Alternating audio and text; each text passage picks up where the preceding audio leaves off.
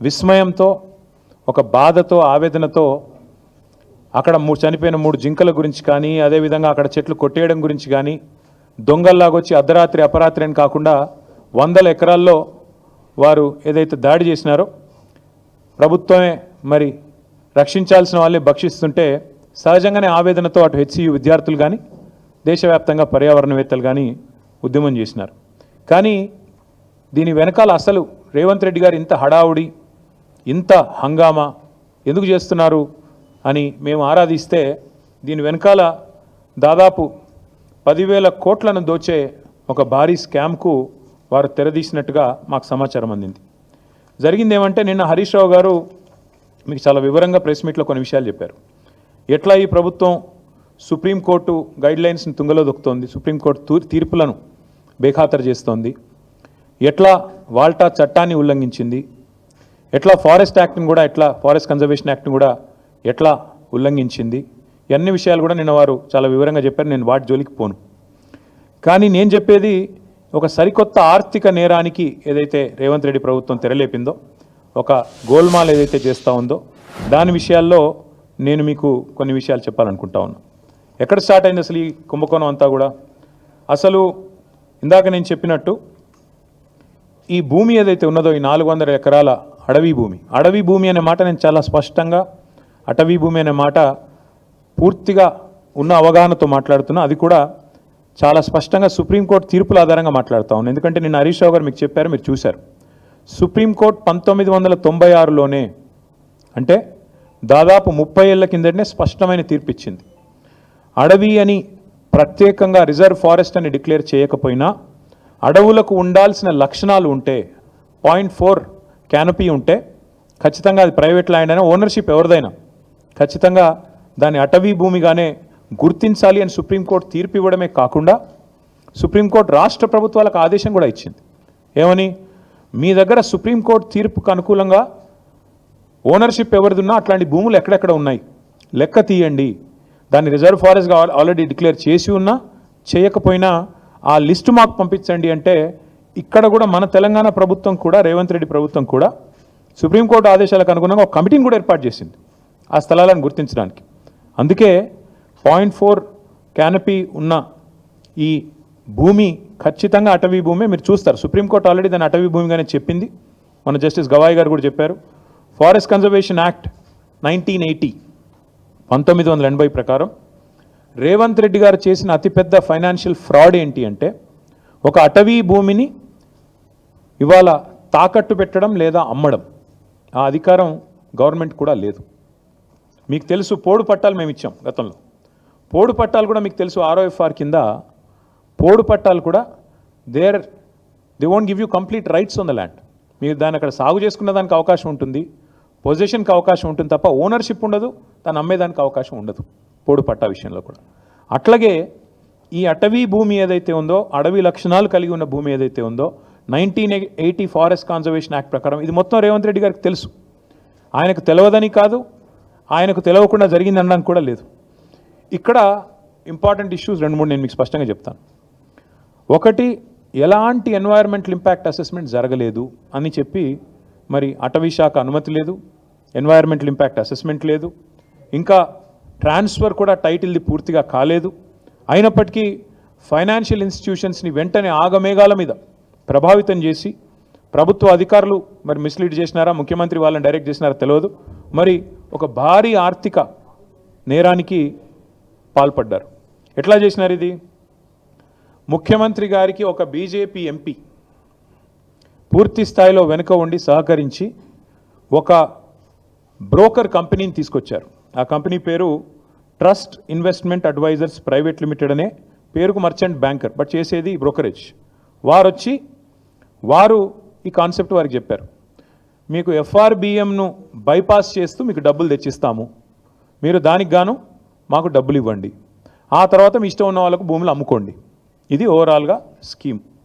దీనిలో అన్ని నిబంధనలు మొత్తం అన్ని చట్టాలు, నిబంధనలు, సుప్రీంకోర్టు తీర్పులు అన్నిటినీ తుంగలో దొక్కారు. RBI గైడ్లైన్స్ని కూడా తుంగలో దొక్కారు. ఎట్లా? I will explain to you.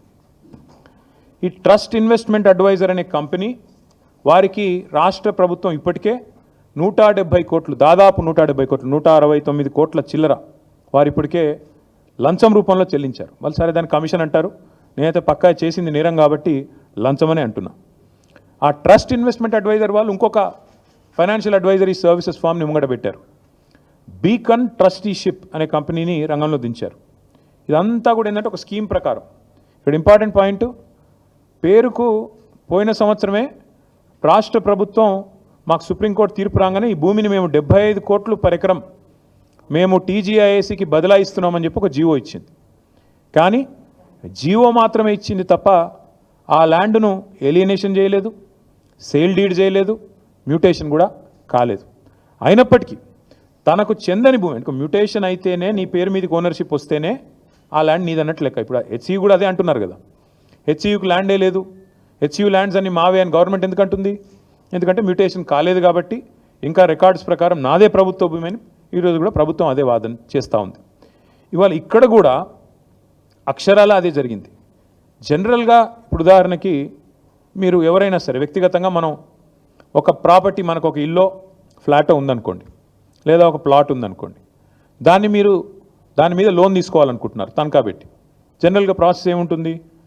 ఆ ఏరియాలో మీరు ఫలానా ఏరియాలో మీకు ఒక ఫ్లాట్ ఉంది, దాని యొక్క రిజిస్టర్డ్ వాల్యూ ఎంత, మీరు రిజిస్టర్ చేసుకున్నప్పుడు ప్రభుత్వానికి ఏ రిజిస్ట్రేషన్ రేట్ ప్రకారం మీరు డబ్బులు కట్టారు, స్టాంప్ డ్యూటీ ఎంత కట్టారు, దాన్ని బట్టి రిజిస్టర్డ్ వాల్యూ ఎంత.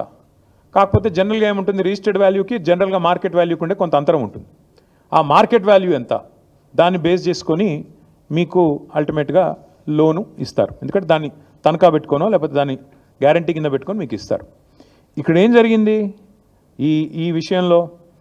ఒకటి కాదు, రెండు కాదు, అన్నిటినీ తుంగలో దొక్కుతూ ఈ ఫారెస్ట్ యాక్ట్ కానీ ఇందాక నేను చెప్పినట్టు అసలు ఓనర్షిప్ లేదన్న విషయం పక్కన పెట్టి TGIAC has no ownership of the land. TGIAC ఓ పేరుకు ఒక జీవో ఇచ్చారు తప్ప ఇంతవరకు సేల్ డీడ్ కాలేదు, ఎలినేషన్ కాలేదు, మ్యూటేషన్ కాలేదు. TGIAC is not the owner of the land. కానీ ఆ ల్యాండ్ను టీజీఐఏసీ, ఇక్కడ నేను ఊరికనేది మాట్లాడట్లేదు, this is the stamps and registrations department statement of encumbrance.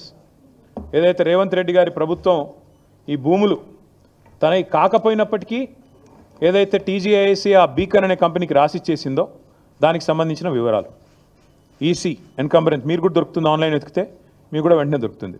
తనది కాదు భూమి, కేవలం జీవో ఉంది తప్ప ఈరోజు వరకు సేల్ డీడ్ కాలేదు, మ్యూటేషన్ కాలేదు. అయినా తనది కాని భూమిని తాకట్టు పెట్టి టీజీఐఏసీ ముఖ్యమంత్రి గారు అదేదో వారెవరో బ్రోకర్ సంస్థ చెప్పిందని పట్టుకొని పెట్టేసినారు. పెట్టేస్తే జనరల్గా ఏమవుతుంది, లోన్ ప్రాసెస్ స్టార్ట్ అయ్యేటప్పుడు 3-4 విషయాలు చూసుకుంటారు. ఏ బ్యాంక్ అయినా కూడా ఏం చూస్తారు? మార్కెట్ వాల్యూ ఎంత, రిజిస్ట్రేషన్ వాల్యూ ఎంత, ఇది ఒకవేళ నేను లోన్ ఇస్తే మళ్ళీ తిరిగి నాకు పైసలు వస్తాయా, ఇవన్నీ చూసుకొనే ఇస్తారు. కానీ ఇక్కడేం జరిగింది, అసలు ఈ భూమికి యాజమాన్య పత్రాలు లేవు, రిజిస్ట్రేషన్ డాక్యుమెంట్ లేదు. That itself is a big crime. First టీజీఐఏసీని, ఇండస్ట్రీస్ డిపార్ట్మెంట్ని, ఇండస్ట్రీస్ సెక్రటరీని జైల్లో వేసేంత పవర్ఫుల్ ఎవిడెన్స్ ఇక్కడే ఉంది. నీది కాని భూమి నువ్వు ఎట్లా అమ్ముతావు అసలు? ఇప్పుడు రంగారావు గారి భూమి లేదా ఆయనకు ఫ్లాట్ ఉంది, నేను తనఖా పెట్టి తీసుకున్నాను అనుకోండి డబ్బులు. ఫస్ట్ ఆఫ్ ఆల్ ఎవడన్నా ఇస్తే వాడిది తప్పే అవుతుంది, నాది కూడా తప్పే అవుతుంది. ఆయన నాది కాని దాన్ని తీసుకుపోయి నేను పెడితే నాది తప్పే, ఇచ్చే ఇన్స్టిట్యూషన్ కూడా తప్పే అవుతుంది. అట్లాగే ఇక్కడ తనకు సంబంధం లేని భూమిని ఇవాళ రిజిస్ట్రేషన్ పత్రం లేదు, యాజమాన్య పత్రం లేదు, ఏది లేకపోయినప్పటికీ ఒక నామమాత్రపు జీవో, అది కూడా ఎప్పుడు ఇచ్చారు? 26/6/2024లో జీవో నెంబర్ 54 ప్రకారం ఇచ్చేస్తున్నాం భూములు అని చెప్పి పేపర్ మీద మాత్రం ఇచ్చేసినారు. పేపర్ మీద తప్ప తర్వాత ఫాలో అప్ లేదు, సేల్ డీడ్ లేదు, రిజిస్ట్రేషన్ లేదు, మ్యూటేషన్ లేదు, ఏది జరగలేదు. కేవలం టైటిల్ ట్రాన్స్ఫర్ కూడా కాకుండానే నాది అని టీజీఐఏసీ బ్యాంకుల దగ్గరికి, బ్రోకర్ల దగ్గరికి పోయింది. That is the biggest crime number 1. రెండవది, ఈ మోసపూరితమైన ఈ ఫైనాన్షియల్ ట్రాన్సాక్షన్ని ఆమోదించడం రెండో కుంభకోణం. అసలు సరే వీళ్ళు తప్పు చేస్తున్నారు, టీజీఐఏసీ వాళ్ళు నాది కాని భూమి పెడుతున్నారు, ఇచ్చేవాడి కన్నా బుద్ధి ఉండాలి కదా, చూసుకోవాలి కదా, డ్యూ డిలిజెన్స్ చేయాలి కదా. కానీ ఆగమేఘాల మీద అసలు టైటిల్ చూడకుండా, ఓనర్షిప్ ఉందా లేదా చూడకుండా, ఈ మధ్యలో కూడా బ్రోకర్ ట్రస్ట్ అనేవాడు చెప్పాడు కాబట్టి బీకన్ అనేవాడికి ట్రాన్స్ఫర్ చేస్తూ టీఎస్ఐఏసీ రాసిచ్చింది, వాళ్ళు తీసుకున్నారు. ఐసిఐసిఐ బ్యాంకు 10,000 కోట్లకు ఇచ్చేశారు. ఇక్కడ ఇంకా విచిత్రం ఏంటంటే ఈరోజు రిజిస్ట్రేషన్ డిపార్ట్మెంట్ ప్రకారం, స్టాంప్స్ అండ్ రిజిస్ట్రేషన్స్ డిపార్ట్మెంట్ ప్రకారం ఆ ఏరియాలో కంచే గచ్చిబౌలి ఏరియాలో గజం విలువ 26,900. అంటే మొత్తం 400 ఎకరాలను మీరు గజాల వారీగా కొలిస్తే మొత్తం as per the government record 5,239,84,84 మాత్రమే. కానీ గవర్నమెంట్ ఏం చేసింది? 5,239 కోట్ల విలువైన భూమి అని ఒకవైపు స్టాంప్స్ అండ్ రిజిస్ట్రేషన్ డిపార్ట్మెంట్ చెప్తుంటే, కాదు ఇది 30,000 కోట్ల విలువైన భూమి అని చెప్పి రెవెన్యూ డిపార్ట్మెంట్ వాళ్ళు, ఏ రెవెన్యూ డిపార్ట్మెంట్ కిందనైతే స్టాంప్స్ అండ్ రిజిస్ట్రేషన్స్ పనిచేస్తుందో అదే రెవెన్యూ డిపార్ట్మెంట్ వాళ్ళు no this is valued at 75 crores per acre అని చెప్పి, దానికి కోకాపేటలో నియోపోలిస్లో 100 కోట్లు వచ్చింది. అక్కడి నుంచి ఇది ఒక 5-6 కిలోమీటర్ల దూరంలో ఉంటుంది కాబట్టి దీన్ని 75 కోట్లకు మేము అమ్ముతున్నాము అని చెప్పి టీజీఐఏసీకి వాళ్ళు జీవో ద్వారా మేము ఇస్తున్నామని చెప్పి పాస్ చేసినారు. ఇక్కడ ఇంపార్టెంట్ పాయింట్ ఏంటంటే government should come forward and explain. ఇప్పుడు నాకు ఒక ప్లాట్ ఉందనుకోండి, నా ప్లాటు ఇవాళ రిజిస్ట్రేషన్ విలువ ₹1,00,00,000. కానీ నేనేం చేస్తాను, నాకు పెద్ద మొత్తంలో లోన్ కావాలి కాబట్టి నేనేం చేస్తాను, కాదు అది ₹1,00,00,000 కాదు, దాని విలువ 15 కోట్లు ఉంటుంది, ఆ 15 కోట్ల మీద నాకు 10 కోట్ల లోని అని చెప్పి నేను బ్యాంకు పోతా. నేను బ్యాంకర్ కుమ్మక్ అవుతాం. కుమ్మక్ అయ్యి ఆడ ఉన్నది లేనిది జనరల్గా అసెస్మెంట్ ఎట్లా చేయాలండి? వాల్యూ అక్కడ జరిగే ట్రాన్సాక్షన్స్ కానీ రిజిస్ట్రేషన్స్ కానీ ఆ చుట్టూతా ఉండే ఒక 5-6 కిలోమీటర్ల రేడియస్లో గత 3 సంవత్సరాలు జరిగిన ట్రాన్సాక్షన్స్ ఆధారంగా విలువ ఖరారు చేయాలి. ఇక్కడేం జరిగింది? ప్రభుత్వము ఆ బ్రోకర్ ద్వారా బ్యాంకు కుమ్మక్ అయ్యి అక్కడ లేని విలువను ఉన్నట్టుగా చూపెట్టి ఇవాళ 10,000 కోట్ల లోను తీసుకున్నారు. తీసుకోవడమే కాకుండా ఇక్కడ విచిత్రం ఏంటంటే అక్కడ ఒకవైపు గవర్నమెంటే చెప్తున్నది 26,900 per గజం అని, ఇంకోవైపు మరి గవర్నమెంటే 75 కోట్లు per ఎకరం అని చెప్పి లోన్ తెచ్చుకునే ప్రయత్నం చేస్తూ ఉంది. రెండిట్లో ఏది కరెక్టు? అయితే నువ్వు 75 కోట్లన్నా మరి ఆ మార్కెట్ రిజిస్ట్రేషన్ వాల్యూ కూడా పెంచాలా, చుట్టూ కూడా అంతా కూడా ఇక్కడ 75 కోట్లు ఉంది కాబట్టి 75 కోట్లు స్టాంప్స్ అండ్ రిజిస్ట్రేషన్ వాల్యూ కూడా అంతే అని చెప్పి అదన్నా పెంచాలా. Because otherwise it's loss to the state exchequer. రాష్ట్ర ఖజానాకు చిల్లుబడ్డట్టే కదా.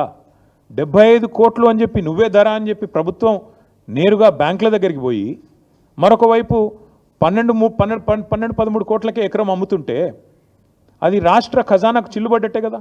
అయితే అదైనా తప్పు లేదా నువ్వు బ్యాంకులను మిస్లీడ్ చేస్తూ, దేశాన్ని మిస్లీడ్ చేస్తూ, ఆర్బీఐని మిస్లీడ్ చేస్తూ అక్కడ లేని వాల్యూ ఉన్నట్టు చూపెట్టి ఇవాళ 75 కోట్లకు దాన్ని చూపెట్టి వాల్యూని క్రియేట్ చేసి ఆర్టిఫిషియల్గా దాని మీదకెళ్ళి లోన్ తెచ్చి ఇవాళ బ్యాంకులతో పాటు రిజర్వ్ బ్యాంకును తప్పకుండా దేశాన్ని కూడా మోసం చేసినట్టుగానే భావించాల్సి వస్తుంది. ఇంకా విచిత్రంగా ఉంది ఇక్కడ స్టోరీ. 5,239 కోట్ల విలువైన భూమిని 30,000 కోట్లని చూపెట్టారు మొదలు. ఆ తర్వాత ఇంకా విచిత్రంగా వెంటనే ఆగమేఘాల మీద వెంటనే వాళ్ళు డిసైడ్ చేశారు రేట్లు. 169 కోట్లు ఆ బ్రోకర్కి ఇచ్చినారు. మధ్యలో వెంటనే ఆగమేఘాల మీద 10,000 కోట్ల రూపాయలు బాండ్స్ రూపంలో ఐసిఐసిఐ బ్యాంక్ రిలీజ్ చేసింది. వీళ్ళు తెచ్చుకున్నారు, ఖర్చు కూడా పెట్టారు.